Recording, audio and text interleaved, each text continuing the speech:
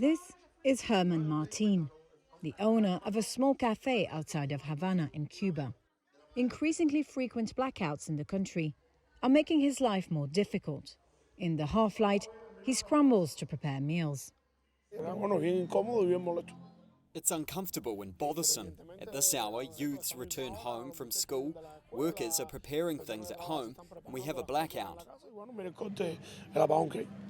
Although occasional outages are a fact of life in Cuba, Martín says it has gotten worse lately.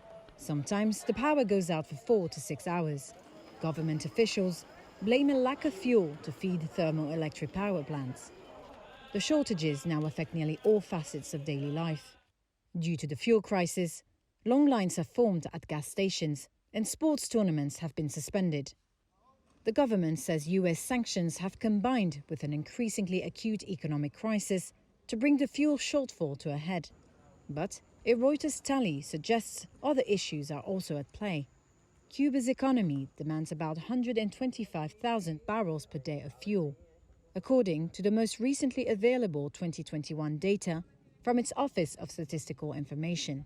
Combining its own domestic oil production and what the country receives from Venezuela and Mexico, Cuba receives a total of about 129,000 BPD, more than enough to cover its stated needs. So how can the discrepancy between the Reuters calculations and the shortfall reported by authorities be explained?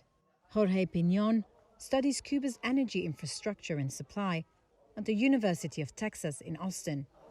We do not see Cuba's fuel shortages as an external problem.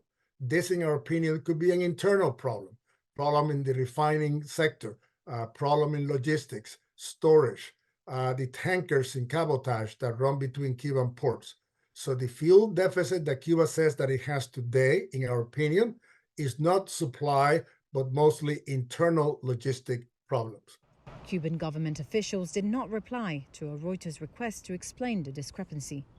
In response to the crisis, Cuba's government has proposed a 5-fold increase in heavily subsidized fuel prices that it says would curb demand and raise funds needed to purchase larger volumes.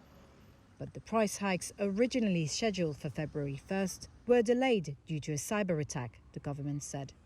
The government has since not said when the price rise will take place.